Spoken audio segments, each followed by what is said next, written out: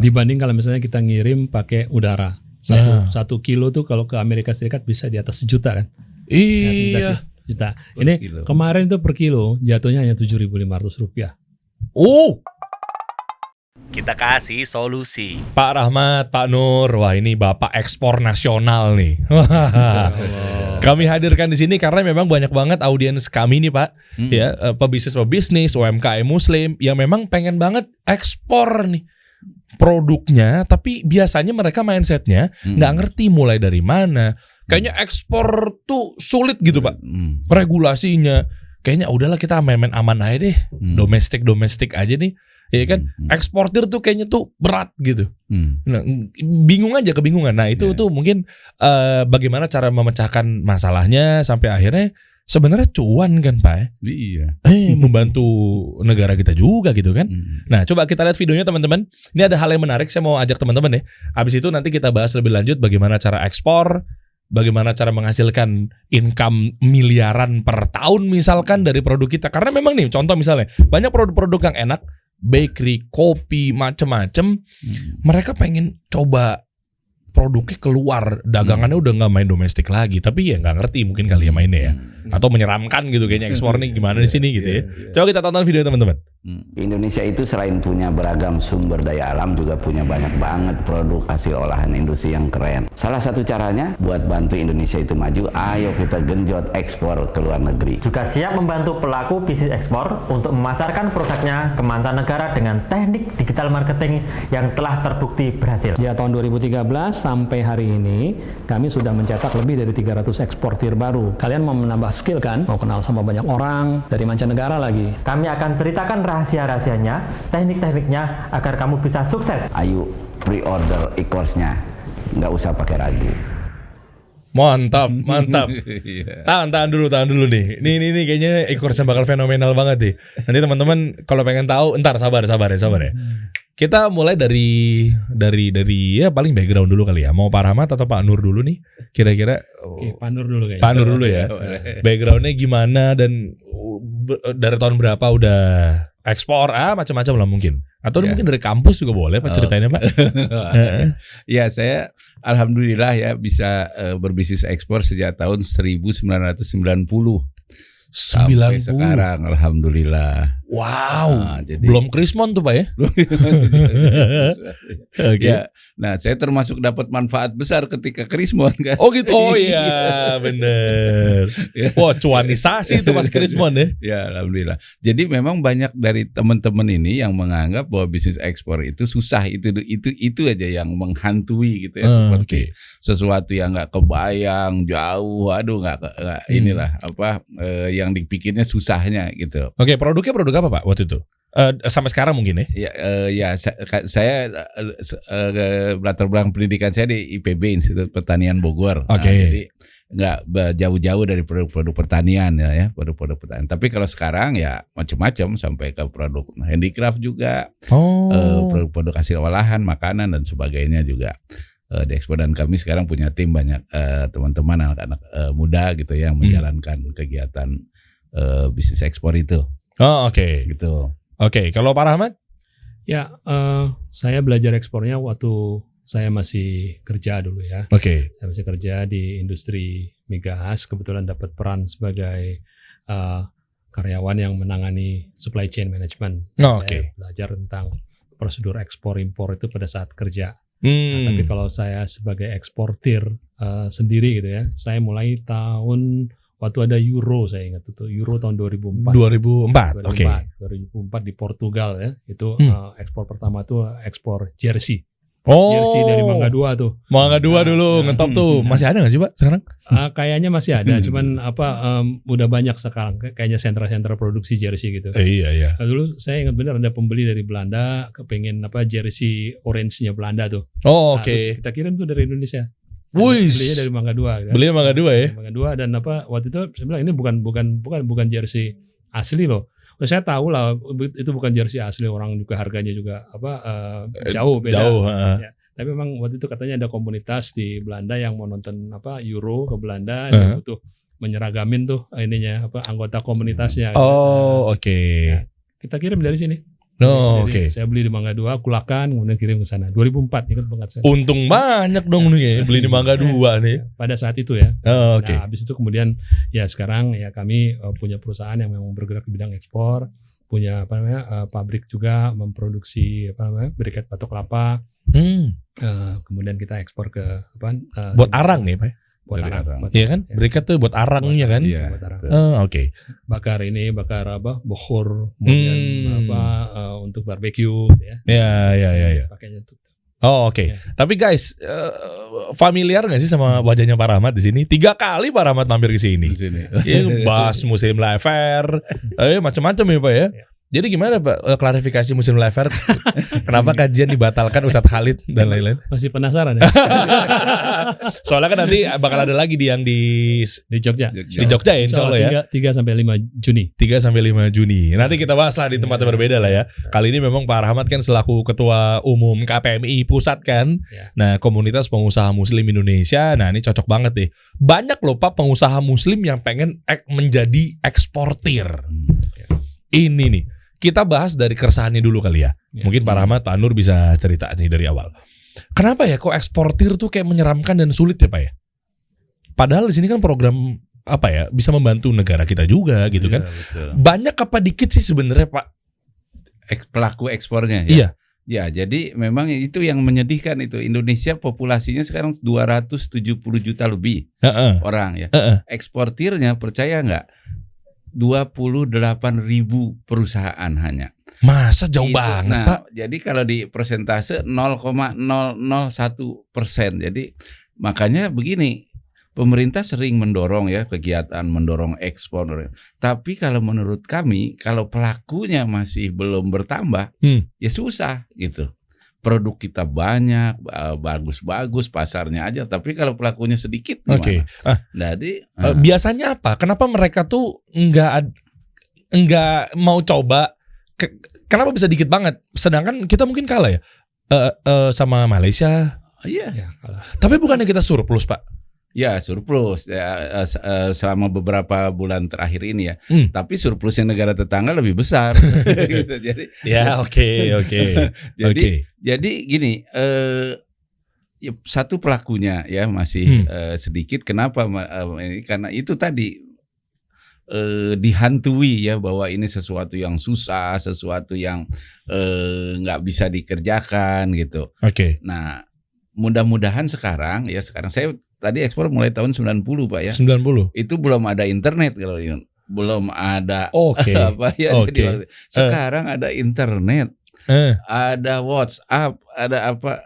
Sebetulnya dunia ini seperti di dalam jangkauan gitu. Karena gini kali mindsetnya. Coba saya mewakili teman-teman yang awam gitu ya. Karena mungkin terkait harga jual, mau nggak mau di markup.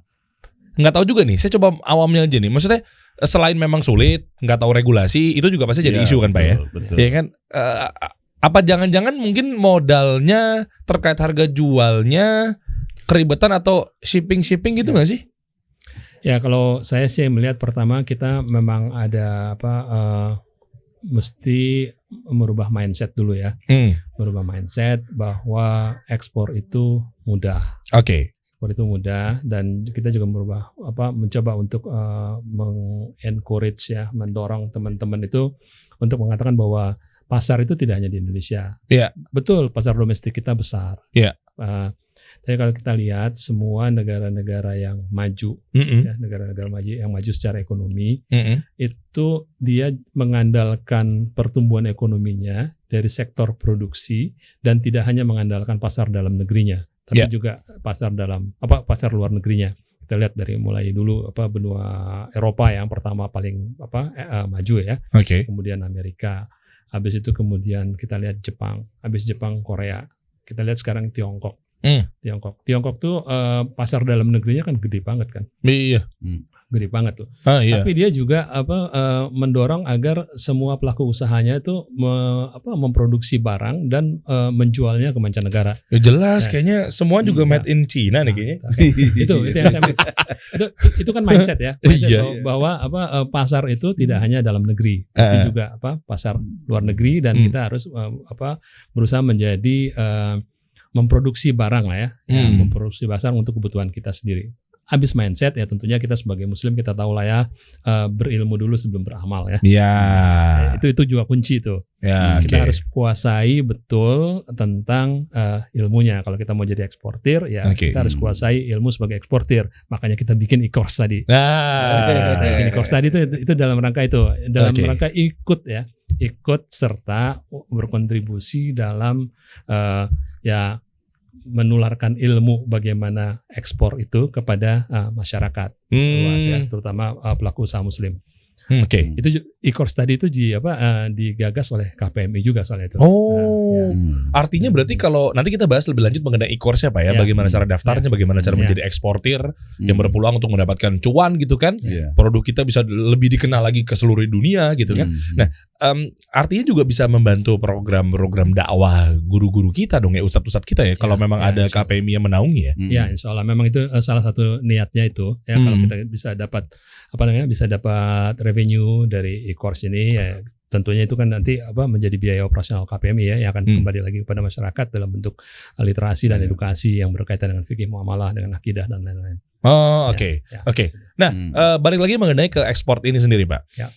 Jangan-jangan mindset orang Indonesia pengusahanya gitu masih ya UMKM ya, masih berpikir bahwa ya gue udah cuan kok di domestik, kenapa harus ekspor ya? Bisa kok di Shopee gue langganan per bulan miliaran nih, main online shop cepet. Nah, apa yang membedakan sehingga ada benefit-benefit tambahan ketika kita ekspor ketimbang kita main di domestik?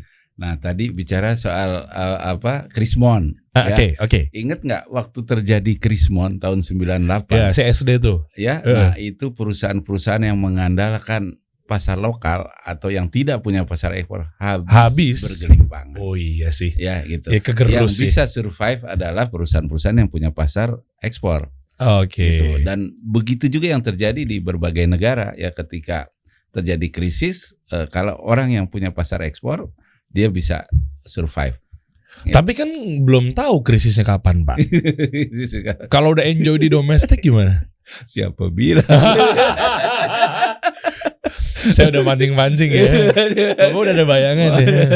Saya suka tuh berita-berita konspirasi dan kontroversi seperti itu tuh. Oke, siapa bilang? Ya. Jadi itu dan apakah hanya itu faktornya? Kemudian kan pasar kita jadi bervariasi ya, bukan hanya tergantung dari pasar dalam negeri. Tadi para mencerita bagaimana RRT dulu Jepang ya, kemudian diikutin Korea. Sekarang RRT ya, tadinya negara yang waktu saya kecil RRT itu kan nggak ada apa-apanya gitu ya. Tiongkok ya maksudnya ya? Tiongkok, negara miskin, susah gitu. Tapi sekarang dengan dia berproduksi dan pasarnya dunia gitu. Pasarnya dunia, dan memang didorong itu dengan sengaja bahwa memang harus pasarnya menguasai dunia. Sekarang kalau kita tanya pengusaha di Tiongkok ya, yang di pelosok desa sekalipun dia memproduksi sesuatu, mau dijual kemana? Pasarnya dunia. Nah, gimana merubah mindset tuh pengusaha kita juga seperti itu. Gitu. Banyak negara-negara yang defisit juga ya terkait dalam hal ini dengan RRC Tiongkok naik. Iyalah. Oke. Nah, mindset juga berarti ujung-ujungnya. Ujung-ujungnya ya mindset. Nah, kemudian ya harus belajar, tapi belajar caranya. Dan bagi kita yang Muslim sebetulnya Rasulullah udah mencontoh. Rasulullah kan dulu pedagang. Iya. Pedagangnya pedagang apa? Pedagang antar negara. Oh iya. Kalau bahasa sekarang ekspor impor itu. Oh, oke. Iya benar juga ya. Iya, jadi beliau itu punya wawasan yang luas makanya gitu. Nah, jadi penting buat teman-teman juga ya, para pengusaha Muslim, memang kita harus meraih ini. Iya. Bayang nggak anak 9-11 tahun lah ya. Rasulullah kan mulai waktu kecil tuh mulai berdagang kan umur 9, yang ada riwayat yang mengatakan 11 tahun. Yeah. Dan dia sudah memperdagangkan barang dari Mekah ke Yastrib, kemudian dari Mekah ke Syam. Iya. Itu kan luar biasa loh. Itu dahsyat itu kan. Iya, itu contoh tuh. Iya. Itu kalau lihat di Google Map jaraknya dari Mekah ke Syam berapa? Lebih dari 2000 kilometer. Pakai apa ya kalau boleh tahu ya? Dulu beliau udah menjalankan ya. Lah kita semua online. Iya. Ada aplikasi kali belum ada internet, belum ada telepon, belum ada, tapi bisa dagang antar negara. Oke. Saya sudah pelan-pelan menemukan nih. Jangan-jangan mereka nggak ngerti mulainya kali Pak. Jangan-jangan nggak ngerti. Coba boleh kita kasih tahu nggak ke teman-teman? Mungkin Pak Nur, Pak Rahmat bisa kasih solusi gitu kan ke teman-teman ya. Gimana sih cara mulai ekspor nih? Gitu, daftarnya kemana? Ada kaitannya sama Kementerian Perindustrian nggak kah? Atau kayak menaker kah? Apalah nggak tahu lah saya. Ya saya belajar menyederhanakan proses ekspor ini dari beliau ya. Oke. Jadi beliau mengatakan bahwa tugas utama kita sebagai seorang eksportir itu yang pertama hanya dua sebetulnya tugas utamanya. Oke. Yang pertama itu adalah mencari pembelinya. Mencari pembelinya, dia ada di mana untuk pembelinya. Kalau pasar ekspor ya tentunya kita mesti menentukan negara mana yang mau kita tuju ya. Terus yang kedua dan ini yang paling sulit menurut saya adalah menyiapkan produk. Oh, sulitnya dalam arti apa nih Pak? Karena produknya itu kan harus disesuaikan dengan kebutuhan pasar. Kan kita mesti tahu dulu kan pasarnya siapa nih. Oke. Nah, kalau misalnya pasarnya let's say kita mau jualan ini roti. Ke Saudi gitu ya. Ke Saudi misalnya kan. Mungkin nggak sih kita bisa bersaing harganya dengan roti di Saudi yang harganya sangat murah itu. Kalau kita pernah pergi umroh gitu ya. Murah itu bertebaran di mana-mana. Murah kan ya. Kurma di mana-mana, roti juga. Karena itu kan kita harus punya unique selling proposition dong kalau kita mau masarin roti ke Saudi gitu. Ya. Atau ini kopi ya, kopi. Nah, kopi itu sekarang di Saudi itu lagi booming tuh, specialty coffee. Ya, kami pernah ikut pameran beberapa kali di Riyadh, di Jeddah gitu ya. Itu anak-anak muda Saudi itu lagi ngomongin tentang specialty coffee gitu ya. Dan specialty coffee itu juga definisinya menurut mereka juga masih belum inilah ya, belum pas bener kan dengan apa yang kita definisikan sebagai specialty coffee gitu. Nah, itu peluang banyak mereka mendirikan kafe-kafe gitu ya. Nah, ini misalnya Dream Dates nih Pak. Dream Dates nih ya.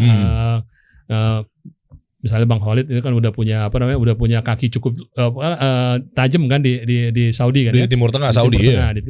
Ya mungkin dia bisa mulai dengan membuat kafe-kafe yang isinya kopi-kopi Dream Dates ini Pak. Ini kalau saya berani adu dengan yang lainnya yang udah mungkin duluan memproduksi kopi susu gula aren ini, berani diadu sama Dream Dates ini nih. Enak betul. Nah, cuma gimana cara mulainya Pak? Tadi kan udah 2 langkah tuh udah masuk tuh, betul tuh. Tapi apa regulasinya, cara pendaftarannya mungkin gitu kali ya. Jadi yang pertama kan harus mendirikan perusahaan ekspor. Secara legalitas. Jadi, berarti harus ada PT ya. Legalitas di Indonesia nih sekarang juga sangat dimudahkan. Sekarang kan perusahaan ekspor itu harus berbadan hukum ya. Beda Pak PT-nya dengan harus PT. Badan hukum. Enggak bisa. Sama kan? Badan hukum di Indonesia itu kan PT, bisa CV, bisa. Dan itu udah bisa memenuhi syarat ya? Bisa ya. Kemudian sekarang sejak tahun 2021 kemarin pemerintah juga merilis satu badan hukum baru namanya perseroan perseorangan. Jadi sekarang satu orang pun bisa bikin badan hukum dan tidak perlu pergi ke notaris. Masa Pak? Iya, cukup buka akses ke Ditjen AHU ya, Administrasi Hukum Umum ya. Itu Ditjen AHU, daftar, ada caranya ikuti peraturan pemerintah nomor 8 tahun 2021 tentang perseroan perseorangan.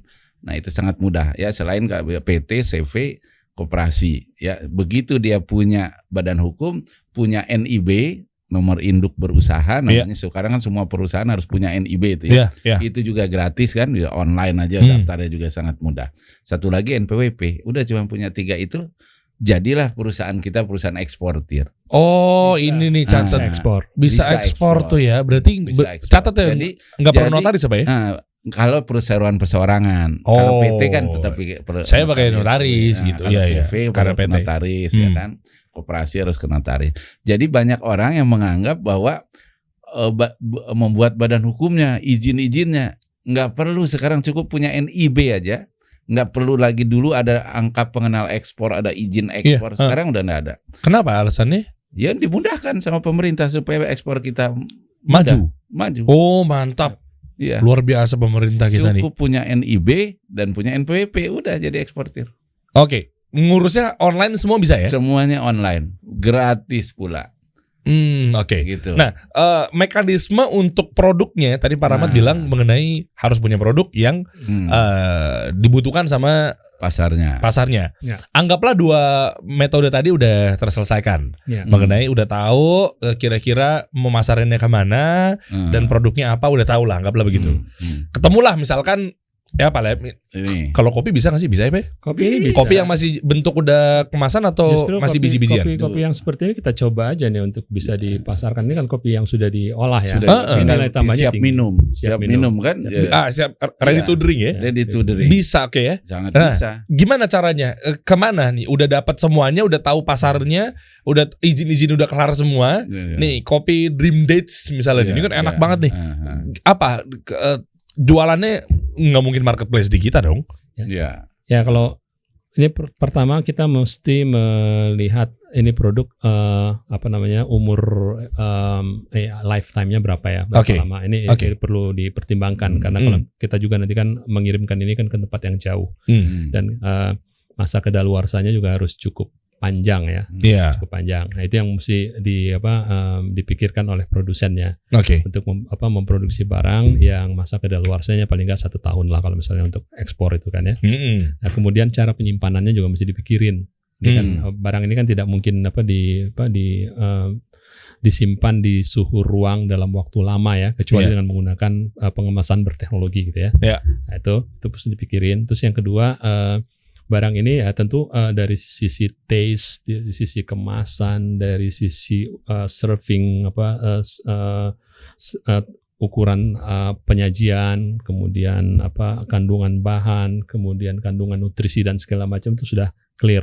Sudah clear dan itu nanti ditempelkan di kemasan dan itu juga mesti dikonsultasikan dengan negara setempat. Negara setempat itu aturan tentang labeling, tentang marking, tentang packaging itu seperti apa. Oh diatur ya Pak ya? Itu semua diatur kan. Kalau kita mau edarkan ini sebagai sebagai produk yang mau dijual dan beredar secara luas ya. Oke, kalau kita langsung coba pakai studi kasus saja lah. Di hadapan kita ini berarti artinya yang dibutuhkan adalah apa aja nih? Kalau yang ini saya usulkan urus dulu izin edar di Indonesia lah sebagai ini ya, sebagai ini kan kalau mau diedarkan BPOM misalnya di sini kan harus ada sertifikat halal ya itu kan wajib ya sertifikat halal, kemudian kita harus punya izin edar dari BPOM. Itu untuk di Indonesia. Di negara lain pun sama. Ada BPOM juga ya? Ya ada. Ada yang otoritas yang mengatur tentang peredaran makanan, kosmetik ya, yang untuk yang dikonsumsi. Itu semua negara punya. Semua negara itu punya aturan sendiri-sendiri, tapi ada aturan standar internasional yang bisa kita jadikan acuan, panduan gitu ya. Kayak misalnya untuk produk seperti ini ya itu tadi kalau misalnya dia sudah punya yang paling bagus kalau ini bisa dapat ISO 22000. Oh, ISO-nya berapa coba? Berapa? 22000, ISO 22000. 22000. Ya, itu food safety. Food safety ya, keamanan pangan ya. Jadi, berarti harus punya tim operation juga atau pakai konsultan ISO kali ya? Ya, kalau kita memang mau mengedarkannya secara serius ya, serius itu kita mesti daftarkan dengan basis itu, nanti kita bisa mendaftarkan. Ini kita udah punya ISO loh. Dan kalau belum ada ISO-nya apa menjadi penghambat? Nggak jadi penghambat, tapi kita tetap harus meregistrasi. Dan ketika diregistrasi itu kan ada persyaratan-persyaratan dokumen yang harus kita penuhi. Kan? Nah, itu yang mungkin itu yang dianggap sebagai sesuatu yang ribet. Padahal itu ininya jelas sekali, flow-nya jelas, caranya jelas, kemana daftarnya jelas, mudah itu kok. Karena udah di mindset tuh menyeramkan kali ya. Di Indonesia kan kita mesti urus juga gitu. Oh iya. Di Indonesia kita urus kan, kalau kita mau ke negara lain kita urus juga dong. Logo halal MUI juga perlu dipakai nggak Pak? Enggak, maksudnya saya nggak nanyain si logonya yang baru apa yang lama. Saya lagi nggak nanyain mau pakai logo yang baru, mau pakai logo yang hijau apa ungu, saya nggak nanyain itunya. Tapi itu perlu dipakai nggak maksudnya? Ya, beberapa negara yang sudah ada kerjasama sama Indonesia, logo itu berlaku. Gitu. Tapi belum seluruh. Yang baru atau yang lama? Yang bulat apa yang wayang? Logo halal dari Indonesia lah. Logo halal dari Indonesia. Saya paling demen mancing-mancing aja. Gitu. Pokoknya logo halal lah ya. Nanti kita jadi nggak cerita ekspor kalau gitu. Ya, oke. Ya pokoknya begitu. Nah, setelah itu baru memasarkannya di mana, Pak? Apakah ada platform? Nah, itu. nih Pak Rahmat bagian. Gimana cara biar orang-orang luar juga bisa dapat produk kita? Ya, dulu tuh kita hanya mengenal kalau perdagangan ekspor itu B2B ya. Iya. Business to business dan dalam jumlah besar. Harus besar. Harus besar ya. Harus besar. kontaineran dulu kan. Iya. Paling tidak less container load ya. Artinya kita bisa numpang di kontainer yang dikirim ke satu negara tertentu, ada minimum order quantity gitu ya. Iya. Misalnya 1 CBM atau apa. Lewat mana, CBM. Pak? Priuk. Tergantung bisa lokasi produk kita di mana ya. Oke. Bisa Priuk, bisa Tanjung Perak di Surabaya, bisa Tanjung Mas di Semarang gitu ya. Oke. Atau bisa di Belawan di Medan, bisa dari mana? Itu biasanya dari kalau pakai laut. Oke. Bisa juga kan pakai udara. Nah, dulu tuh kita cuma mengenal B2B. Ya. Tapi sekarang kita udah mengenal B2C ya, business to customer.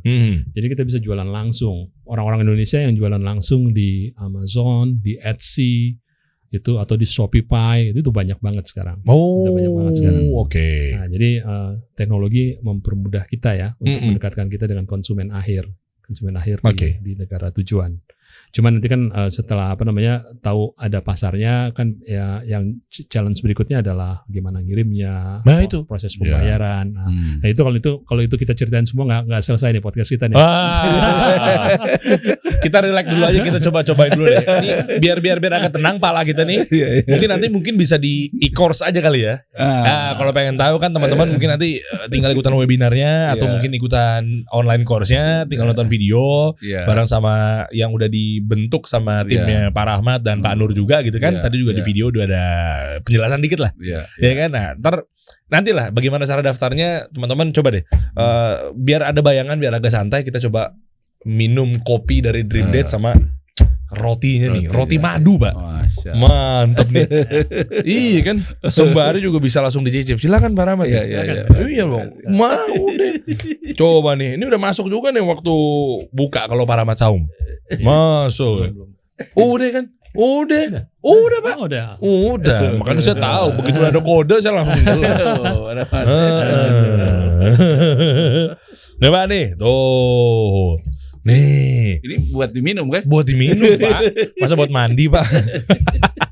Silakan cobain Pak, ini Pak. Ini Dream Dates teman-teman. Ini ya, Dream Dates ya. Dream Dates tuh. Kasih suguhan ini.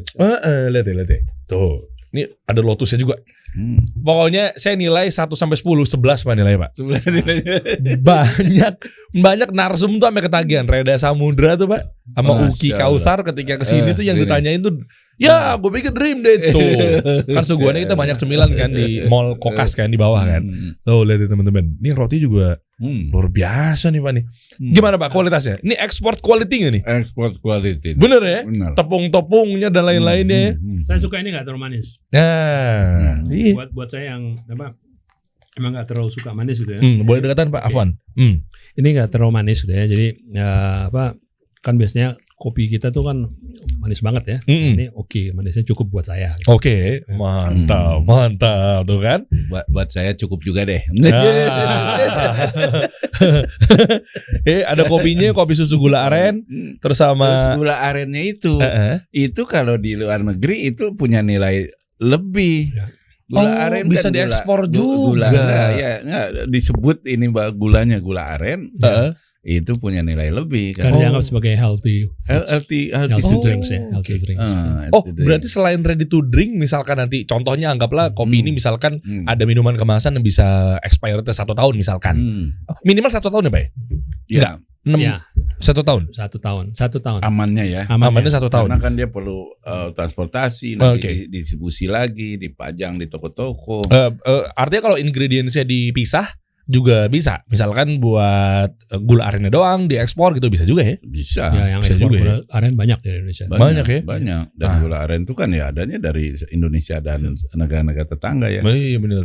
Sini. Cobain Pak ini Pak rotinya Pak. Nah, ini kan tadinya apa nih? Yang ini churros ya? Iya kan churrosnya juga ngeri kan churrosnya nih. Dalamnya ada isinya dream dates yang luar biasa. Cobain Pak ini Pak rotinya Pak. Nih roti madunya Pak. Monggo Pak. Ini makanan dari sebelah mana dulu? Saya mau tahu kalau eksportir ngambil roti yang udah kesusun begini gimana caranya?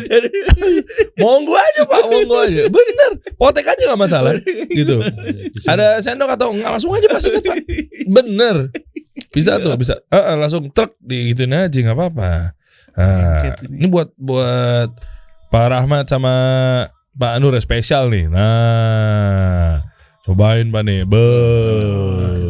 Cobain nih. Ini kayak roti ini ya, roti sobek gitu ya. Iya, roti sobek. Oh kan. Gimana tuh Pak? Gimana tuh Pak? Nendang. Mantap gak guys? Gimana tuh? Mantap ya? Nah ini sambil kita nyemil-nyemil masih penasaran juga saya mengenai ya ekspor lah ya intinya ya. Nah ekspor itu kan biasanya kan sangat dekat banget dengan sekuritas lah ya. Ya keamanannya apa segala macam gitu. Terkait pembayaran, pengiriman. Ada juga loh Pak, mungkin jangan-jangan dia bukan gak mau ekspor, tapi takutnya pernah ada cerita pengalaman dia ekspor atau temennya ekspor, taunya gak dibayar sama pembeli yang ada di luar negeri. Nah itu gimana tuh Pak? Nah padahal di dalam bisnis ekspor itu sudah ada instrumen-instrumen yang membuat ekspor itu jadi jauh lebih aman daripada kita berbisnis sama tetangga sekalipun. Masa? Emang iya Pak? Emang iya? Ya kalau ada namanya LC, Letter of Credit umpamanya ya, yang sedemikian rupa kita ekspor itu tidak mungkin tidak dibayar. Coba bisa begitu? Tidak mungkin tidak dibayar. Apa nih fiturnya atau indikasinya apa? Itu berupa instrumen yang memang udah kesepakatan internasional, namanya LC, Letter of Credit ya, sistem pembayarannya menggunakan LC umpamanya. Oh itu semacam payment gateway-nya? Bukan payment gateway, sistem antar bank di seluruh dunia. Sedemikian rupa dan kita sebagai eksportir itu menerima surat letter of credit itu yang memastikan bahwa kita pasti dibayar dan uang si pembeli itu sudah ada di banknya. Oh, jadi bayar dulu baru barang dikirim? Ya, tetap bayarnya sih nanti sesudah kita memastikan bahwa barang kita sudah dikirim, uangnya akan cair. Oh, jadi macam menunggu barangnya sampai. Oh, macam Shopee gitu, Pak? Maksudnya kan kalau itu payment gateway. Payment gateway. Enggak bukan. Ininya pengembangannya ya. Mekanismenya. Saya awam ya. Justru saya nanya apakah kita ngomong mekanisme, mau itu fiturnya mau Shopee, Tokopedia atau apapun itu yang sistem atau regulasi atau mekanismenya tuh ketika barang udah nyampe dia konfirmasi pesanan diterima sehingga uang cair dari satu mediasi atau mediatornya atau mungkin agregator atau mungkin maklarnya diturunin tuh duit. Begitu juga nggak sistemnya? Ya justru lebih tua kalau itu kan sistem perbankan yang bekerja ya kalau di letter of credit itu. Kemudian kan sekarang berkembang lah menjadi payment gateway gitu. Oh Gitu. Dulu itu uangnya udah harus dititipkan di bank di negara tujuan oleh si pembeli. Oh lebih kuat dong ya. Kemudian si bank itu menerbitkan surat itu yang namanya letter of credit. Oke, ini menarik nih guys. Berarti lebih kuat ya. Soalnya kan kalau ngomongin payment gateway, sependek pengetahuan saya, itu kan ada masuk di third party, pihak ketiga. Pihak ketiga. Ya mungkin ada OI atau mungkin ada NicePay. Ya saya coba sebutin brand-brandnya lah intinya begitu. Ya kan? Nah, itu kan ya bukan swasta ya, tapi lebih kepada independen mungkin atau swasta atau ya apalah itu namanya. Yang potensinya mungkin bukan selevel bank. Iya.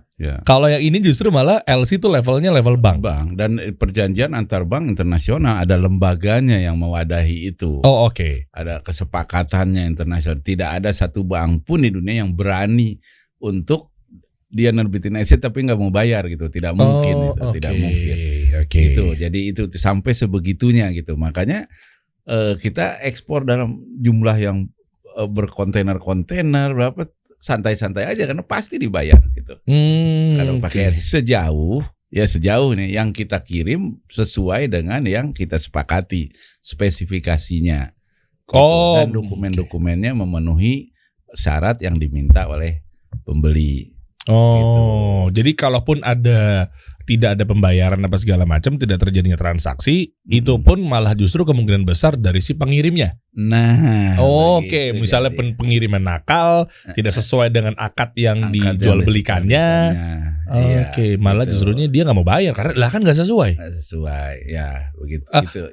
Kalau terjadinya, gini Pak, ini menarik. Kalau di domestik, kalau ada apa-apa, salah kirim barang, salah size baju, salah ini berupa barang lah.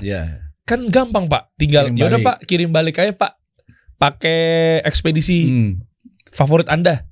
Nggak lama tuh nyampe barang yang udah aslinya. Atau minimal kalau udah sedekat itu sama konsumen dan si produsen ya, tinggal bilang ya udah ntar kita gojekin aja nih, gosen apa segala macam. Misal, alamatnya deket Kak, atau mungkin bahkan si ownernya sekalian aku keluar jalan deh, aku taruh aja di rumah kakak. Misal, lah kalau ini kan antar negara Pak, antar negara, makanya ya itu perlu ilmunya. Karena jangan sampai terjadi itu ya, itu karena rumit sekali kalau minta barangnya kembali. Rumit sekali. Solusinya? Nah, karena itu ada nanti ya di e-course itu di detailnya tuh ya.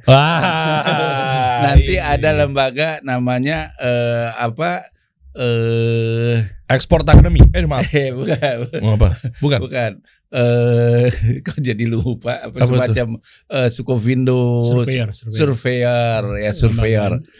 Pihak ketiga yang memastikan bahwa barang yang kita kirim itu punya spesifikasi begini. Nah, sesuai dengan yang kita janjikan kepada si pembeli. Sehingga juga buat kita sebagai pengirim nggak mungkin si pembeli juga nakal. Sebenarnya barangnya bagus, dia bilang tidak sesuai, nggak bisa. Gitu. Ada mekanisme seperti itu. Nah itu ya perlu ada ilmunya. Ilmunya sih nggak susah-susah amat. Insya Allah tidak sulit. Nah cerita tentang di KPMI ya, sebelum e-course ini kita juga udah buat pelatihan yang offline udah sejak tahun 2013.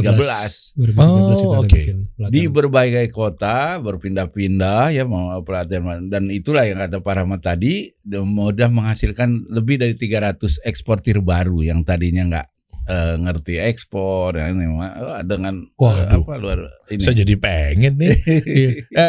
Sebelum bahas e-course dikit lagi Pak, apa hubungannya sama Aspenco Pak? Pak Rahmat ini kan selaku CEO di Aspenco, apakah memang ini adalah sebuah platform yang untuk memudahkan para eksportir untuk menjual produknya atau seperti apa? Ya, itu memang platform yang kita bangun untuk menyediakan pasar ya, pasar bagi para pelaku UKM Indonesia yang ingin ekspor ke luar negeri. Jadi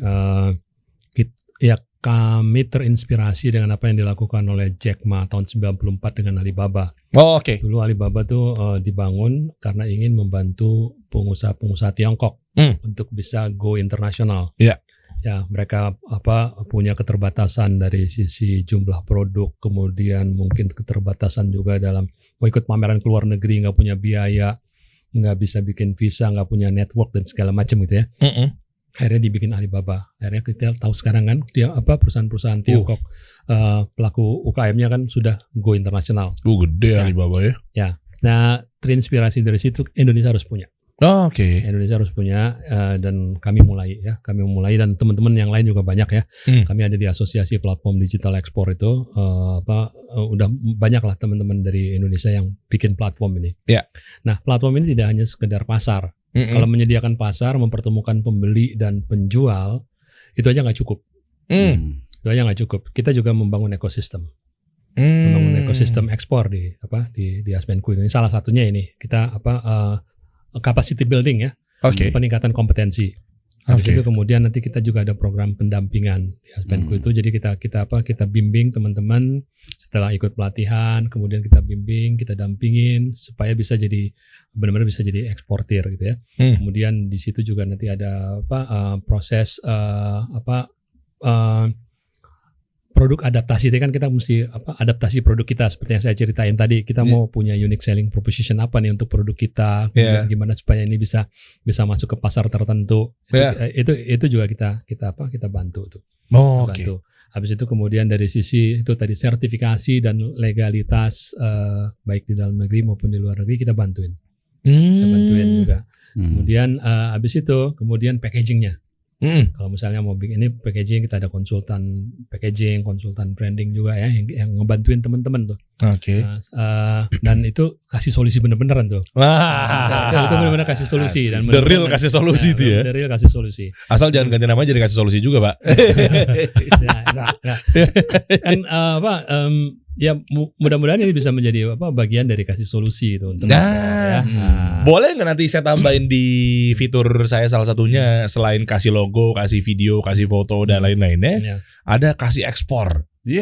Boleh ya nanti. Boleh banget. Teman-teman jadi bisa mengeksplor produknya para pengusaha muslim di sana lewat platform kami. Iya bisa tuh nanti tuh, Pak. Mantap. Tuh, habis itu kemudian kita juga mempermudah pengiriman. Pengiriman kita ada ekspor barengan. Ekspor barengan itu kan kalau misalnya kita ngirim cuman punya barang cuman 50 kilo, 100 kilo. Oh bisa. Dikirim pakai udara, ongkosnya mahal. Ongkosnya mahal. Kemudian kalau dikirim pakai laut, nggak masuk ke minimum order quantity tadi. MOQ-nya kan minimal misalnya 1 CBM, 1 ton, 2 ton gitu ya. Ini cuman kita punya 50 sampai 100 kilo. Nah, makanya kami menggagas program ekspor barengan. Jadi kita udah laksanakan itu. Kita kirim ke Selandia Baru waktu itu ya, 1 kontainer isinya banyak produk dari UKM kita. Wah, 70 perusahaan itu ada di dalam satu kontainer. Yang berapa feet, Pak? 40 feet? 20 feet. 20 feet. Itu mahal loh kalau kita cuma ngirimnya berapa 50 kilo gitu. Nggak mungkin. Makanya. Kita pernah juga ngirim ke gudang Amazon di Amerika gitu ya. Itu juga murah sekali jatuhnya gitu untuk pengirimannya ya. Pengirimannya karena dikirim via laut kemudian barengan. Dibanding kalau misalnya kita ngirim pakai udara. 1 kilo tuh kalau ke Amerika Serikat bisa di atas 1 juta kan. Iya. Juta. Ini kemarin tuh per kilo jatuhnya hanya Rp7.500. Jauh banget ya. Jauh banget. Gudangnya Amazon. Sampai di gudangnya Amazon. Mantap. Dari Jakarta. Itu juga solusi. Kasih solusi. Ya udahlah tanpa berlama-lama kalau pengen tahu lebih detail, ini cara teman-teman buat daftar di online course-nya dari Pak Rahmat, Pak Nur terkait gimana caranya orang bisa menjadi eksportir cepat gitu kan. Nanti apa aja Pak benefit-benefit yang didapat di online course-nya? Ya, di situ ada video-video ya yang bisa diakses bagi yang sudah mendaftar nanti. Dan ada urutan-urutan juga, sebaiknya juga jangan loncat-loncat ya, harus. Dan nggak bisa. Kita bikin nggak bisa loncat. Oh, ada tesnya. Kan itu ada berbasis standar kompetensi Kerja Nasional Indonesia SKKNI. Jadi ini materinya juga bukan sembarang materi, jadi memang ada standar kompetensi sesuai dengan SKKNI, Standar Kompetisi Kerja Nasional Indonesia untuk bidang ekspor. Kalau enggak kan ini misalnya chapter 1. Ada 18 unit kompetensi di e-course ini. 18 unit kompetensi masuk dari unit kompetensi 1. Dengerin videonya semua sampai selesai. Satu video tuh cuma 20 menit. Tapi kalau misalnya satu unit kompetensinya agak panjang, jadi bisa satu unit kompetensi bisa beberapa video. Beberapa video. Habis selesai video itu nanti ada tesnya. Dan juga ada tugas. Nanti itu dikumpulin submit ke situ. Kalau tesnya online juga ya, online langsung nanti ada penilaian lulus apa enggak. Kalau udah lulus baru bisa masuk ke materi berikutnya. Ini baru keren nih online course-nya nih. Karena memang ada standar kompetensinya. Terus tugasnya itu harus dikumpulin ke grup WA.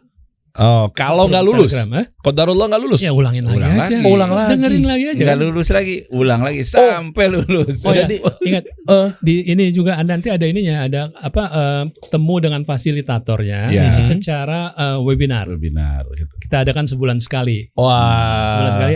Kalau misalnya ada pertanyaan kenapa saya nggak lulus atau kemarin saya waktu dengerin ada yang belum jelas gitu, itu bisa ditanya. Jadi ngulangin lagi, kalau nggak lulus ngulangin lagi, artinya nih materi bisa diakses seumur hidup. Iya. Seumur hidup. Iya. Jadi nggak ada yang nanti Bayarnya subscribe. sekali aja. Bayarnya sekali tapi berlaku untuk seumur hidup. Ya, Enak banget, nggak perlu ada langganan gitu, subscribe per bulannya gitu nggak ya? enggak. Sekali bayar materi aja, sekali beli Sekali. course-nya ini. Ya. Iya. Wih mantep. Untuk Oke, apa yang kira-kira? paket 18 ini ya. Iya, paket iya, iya. 18 unit kompetensi. Benefitnya apa aja Pak kira-kira selain bisa menjadi eksportir?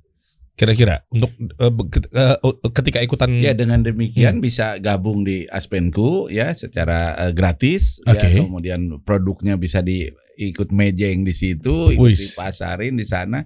Kemudian juga nanti ada tawaran-tawaran lain untuk ikut program ekspor barengan. Kalau sudah punya produknya sudah siap ya gitu. Kita Oke. ada dan selain itu juga kita ada program-program yang lain. Kita ada misi dagang ke luar negeri ya. Itu juga berapa kali kita adakan ke beberapa negara, nanti disampaikan tuh kepada para Siapa yang mau ikut. yang mau ikut. Wow, jadi direkomendasiin juga gitu ya. Oke, insya Allah potensi income bisa miliaran nggak Pak per tahun tuh? Satu kontainer itu rata-rata- Coba kita hitung-hitungan. Saya kalau untuk hitung-hitungan, Ya. coba. Saya mau keluarin kalkulator sakti saya. Percuanan saya di mana ada cuan, di situ ada Diriansa. Gimana Pak? Coba simulasi. Simulasi aja, misalnya kita punya barang ya, barang 1 kilo, harganya misalnya 50.000 ya. 1 kilo 50.000. Oke. Rupiah gitu ya, satu kilo. Ini apa nih HPP? Harga jual. Harga jual lah, harga umpama. jual Harga ya, jual, harga oke. jual. Oke. Satu kontainer itu kan 18 ton kalau misalnya 20 feet. Coba. Ini saya hitung dulu ya guys ya. 50.000 misalnya produk kita 1 kilo. 1 kilo. 1 kilo, apapun produknya lah, mau baju mau apa gitu kan. Kan bahkan ada yang kurang, ada yang lebih ya. Ada yang lebih. kira-kira. Pak Nur ngeliat saya udah tawa-tawa ya. Bukan saya mengejar dunia Pak, tapi lebih kepada saya ngejar cuannya Pak. Sama aja. Ya nih, bentuk ikhtiar buat nafkahin anak istri. Betul, 50.000 per kilo. Satu kontainer berapa Pak? Taruhlah misalnya 10 ton aja lah, yang nggak usah 18 ton ya. 10 ton berarti berapa kilo sih? 10.000 kilo. 10.000 kilo. Iya. Matematika saya. 50.000 kali 10.000 dong. Ya. Iya, 500 juta. 500 juta. Ya, itu harga ini ya. Harga jual, bukan Satu keuntungan ya. Iya, omset. Omset. Ya. Per apa nih? Per Per kontainer kan, per kontainer per shipment. Shipment. Enggak, biasanya per bulan per Ya minggu. taruhlah Nah, misalnya tinggal. satu tahun kita cuman baru bisa ngirim 2 kali aja setahun. Oke, berarti Udah dikali 2 dong. miliar kan? Udah 1 miliar dikali 2. Hmm. 1 miliar. Itu kalau cuma 2 kali. 2 kali aja Kalau setahun. Kalau misalnya dia bisa 3 kali. Oh, apalagi demandnya makin tinggi, bisa 5 kali, 6 kali. Nah, 2 kali aja 1 M. Berarti 50.000 1 M itu omset. Anggaplah kalau ngambil keuntungan setengahnya ya. iya. Biasanya ya. Ya apa Ya, ya, ada tergantung margin macam-macam, mereka sih ya. Tergantung barang. Semakin barangnya barang olahan, barang ini tentu marginnya bisa lebih besar kan. Biasanya berapa sih Pak Kalau margin-margin barang- gitu? Barang komoditi ya marginnya kecil. Kalau barang komoditi. Oke. Biasanya berapa Pak biasanya? Antara 10 sampai 50%. Berarti kalau 1 miliar Taruhlah yang 10%, 100 10%-nya? juta. 100 juta 100 juta per tahun. Ini baru loh dengan 2 pengiriman ya. Pengiriman. Bagi Iya. 12.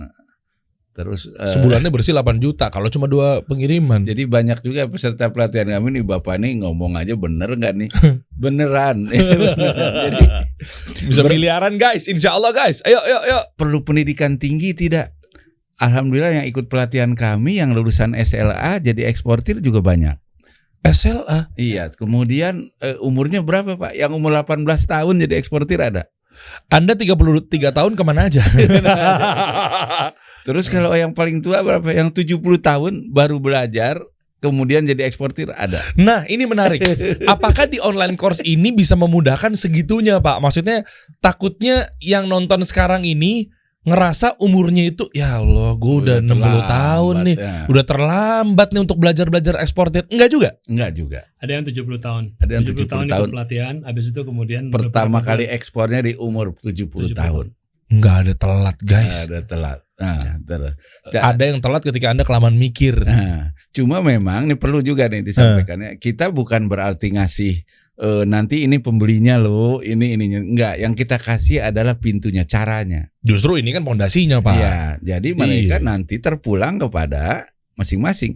Caranya ada dan itu bisa dilakukan oleh siapa saja yang mau asal mau melakukannya. Mantap. Gitu. Mantap, guys. Ayo dong, saatnya kita pasarkan go internasional produk kita. Produk kita. Menjadi eksportir handal selain memang membantu negara kita sendiri. Iya. Justru ini peluangnya luar biasa loh. Kita bisa produk kita lebih Dan dikenal. itu bukan harus produksi sendiri ya. Iya. Gitu. Jadi produk tetangga, produk saudara, produk teman, produk keluarga. Reseller apa segala macam. Bisa, sangat Bisa. bisa. Pak Rahmat beli dari Mangga 2. Iya bener, reseller lah ya Bart ya Pak Rahmat ya. Tapi ingat guys, harus berilmu dulu sebelum beramal. Artinya kuatin dulu nih investasi leher ke atas. Harus berilmu sebelum beramal. Gimana caranya untuk meningkatkan ilmu kita? Ekspor ikutan online course dari Pak Rahmat dan juga Pak Anur. Iya. Nah, gimana caranya? Langsung aja nih klik link di deskripsi di postingan ini guys. Ya, langsung kunjungi di situ, nanti langsung keluar tuh landing page atau websitenya dari nama programnya apa Pak? Dari apa? Export Academy. Export Academy. Ya, Nah, langsung aja cek di situ penjelasannya detail banget apa aja yang didapat, mekanismenya, dan langsung deh daftar sekarang juga nih. Mumpung ini postingannya masih ada. Ikut bergabung dengan yang sudah duluan mendaftar juga udah banyak. Nah, Anda pengen menjadi miliarder di saat mungkin krisis moneter melanda negeri Anda seperti beliau ya, karena kita tidak akan pernah tahu kapan krisis moneter itu datang. Sebagai tambahan lagi tadi kan kita baru ngomongin tentang apa tadi ekspor barengan ya. Jadi kan ntar masalah lagi yang teman-teman hadapi mungkin adalah bagaimana pengiriman. Kemudian bagaimana barang kita itu ditempatkan di luar negeri. Yeah. Nah, itu membangun banyak distribution center dan fulfillment partner di luar negeri. Oh. Ya. Terus kemudian kemudahan dalam pembiayaan ekspor. Ya. Kemudahan pembiayaan ekspor. Itu banyak banget teman-teman dari lembaga pembiayaan syariah syariah ya, teman-teman kita juga ya yang pernah juga Bang Dery kenal juga ya. Oh, fintech itu? Fintech dan maupun koperasi, kemudian bank syariah. Bank syariah, bank syariah yang kita kenal itu banyak memberikan fasilitas untuk ekspor. Dan sekarang ini memang didorong sama pemerintah, disediakan itu. Mantap. Jadi kalau untuk pembiayaan ekspor, selama bahwa kita memang bisa buktikan bahwa kita punya pembeli dan barang kita memang dibutuhkan, cocok gitu. Harganya cocok, pembiayaan nggak akan jadi masalah. Oh, oke, mantap. Terima kasih Pak Rahmat, Pak Nur. Ya, ingat guys, yuk langsung yuk kita belajar. Saya juga pengen belajar jadinya ya. Ya, klik link di deskripsi postingan ini ya guys ya. Nah, nanti dianterin ke landing page atau website dari Export Academy. Sampai bertemu di kelas guys. Siap, mantap. Terima kasih banyak Pak ya. Kita kasih solusi.